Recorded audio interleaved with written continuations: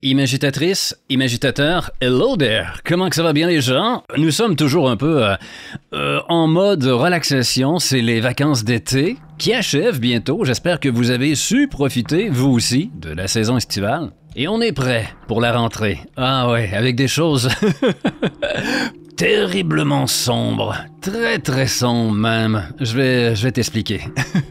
Pour ceux qui sont un peu comme moi, c'est-à-dire qui écrivent leur scénario, moi, le dernier scénario du commerce que j'ai fait jouer, ça fait plus de 30 ans. C'est début 90, Innomine Satanis, Magna Veritas. Depuis, tout ce que je fais sort de ma caboche, de ma tête. Mais ça ne sort pas comme ça par magie. Tout ce qui sort de notre esprit est grandement influencé par ce qui entre dans notre tête. C'est logique. Et ce temps-ci, je suis en train de relire, je devrais pas dire relire parce que j'avais lu seulement quelques nouvelles de Howard Phillips Lovecraft, mais présentement, je suis en train de me faire tous ses écrits. Et bien que son écriture soit onirico-poétique, ça reste que c'est assez sombre, mais je viens éclaircir un peu le tout avec Guy de Maupassant.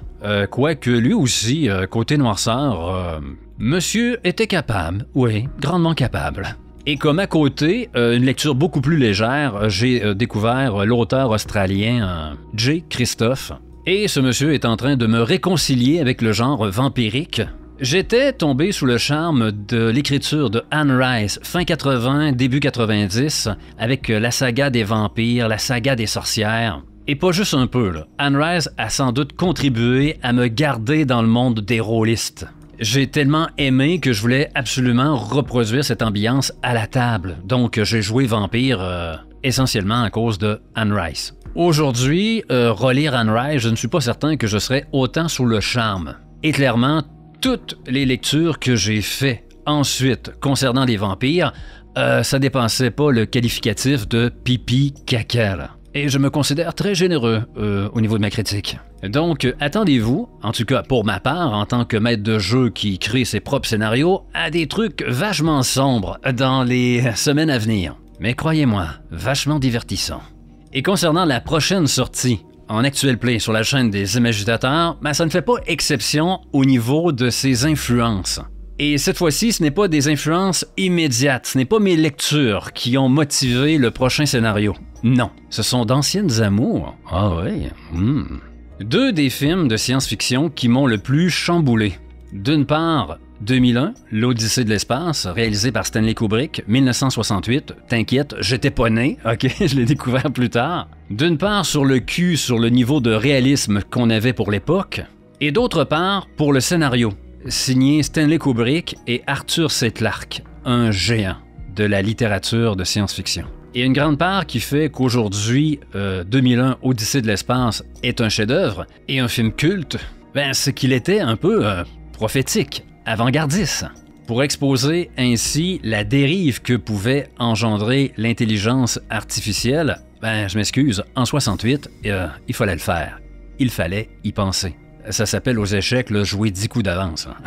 Et le deuxième film de science-fiction qui m'a influencé pour le prochain scénario que tu vas avoir ici, qui s'appelle Le Signal, c'est le film Contact, de Robert Zemeckis, 1997. Un film qui a eu beaucoup d'influence. Premièrement, ça a suscité un intérêt renouvelé pour la recherche de vie extraterrestre et ça a popularisé aussi le programme SETI, où on écoute l'espace, on écoute les signaux sonores et autres qui viennent d'ailleurs. Et de l'aveu de Christopher Nolan, Contact a inspiré son film Interstellar. Surtout l'approche très scientifique qui était autour du film.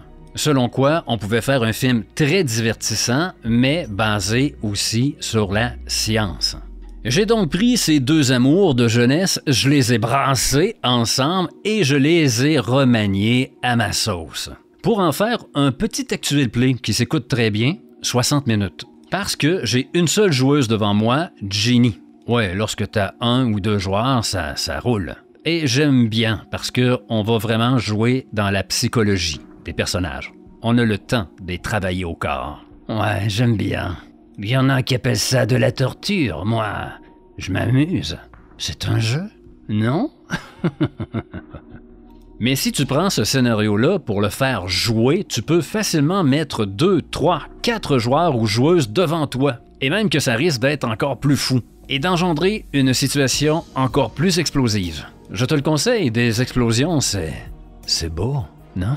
Maman m'a dit de pas jouer avec les allumettes. Ah, mais c'est beau, c'est si beau. Décidément, faut que j'arrête de lire Lovecraft. Donc, la semaine prochaine, on vous invite à un drame psychologique dans le vide de l'espace, et je vous promets toute une ambiance. Et vous êtes aussi avertis, en ce qui me concerne, il y a des trucs un peu sombres qui s'en viennent. Accrochez-vous. Mais ce ne sera pas que cela. L'Amérique nous promet de la lumière, Ginny aussi. Vous pensez bien. D'ici là, je vous fais écouter l'introduction de ce one-shot, Le Signal, ainsi que quelques extraits, pour vous donner un avant-goût de ce qui s'en vient la semaine prochaine. Jusqu'à notre prochaine rencontre, nourrissez bien votre esprit et brassez et imagitez votre JDR. C'était Eric pour les imagitateurs. Ciao!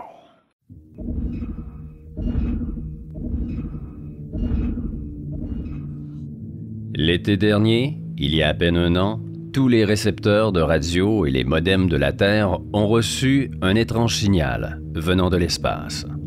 Les plans pour construire une nouvelle technologie de propulsion qui permettrait de voyager dans le vide sidéral beaucoup plus rapidement. À la fin de ce message de données d'ingénierie, une seule phrase, en langage binaire.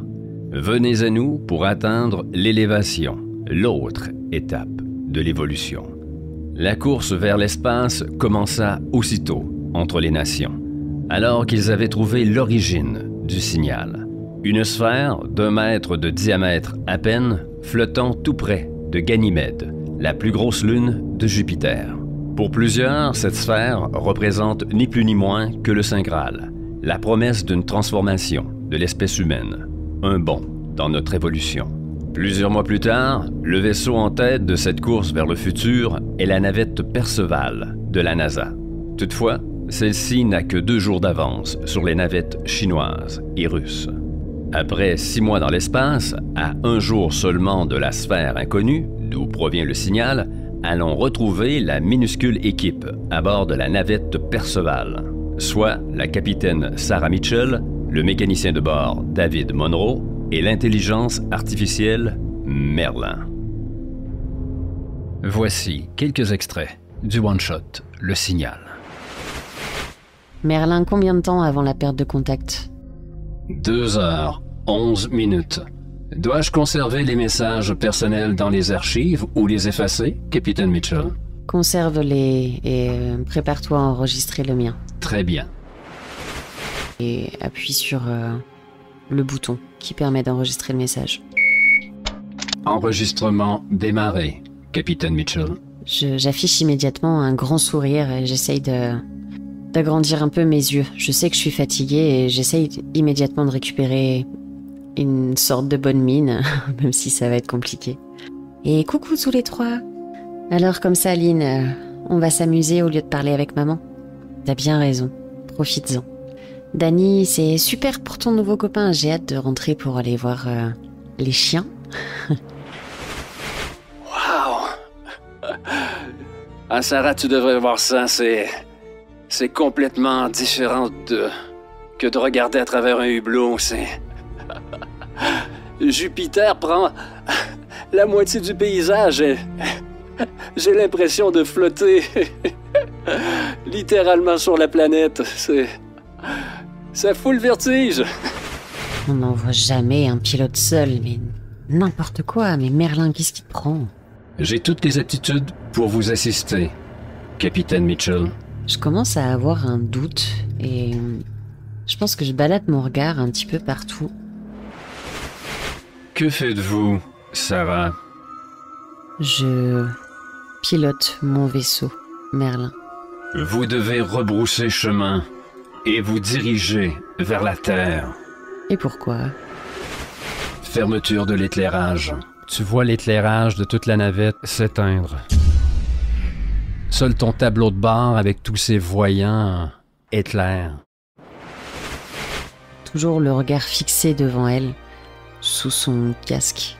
Les 2 mains accrochées aux manettes de commande qui serrent un peu les dents entre entre sourire et souffrance, comme si elle se préparait en tout cas à une souffrance à venir. Et son regard passe sur l'écran sur lequel était affichée l'image de son fils et de son mari quelques heures auparavant. Les imagitateurs vous invitent pour ce drame en apesanteur qui se déroule à 628 millions de kilomètres de la Terre.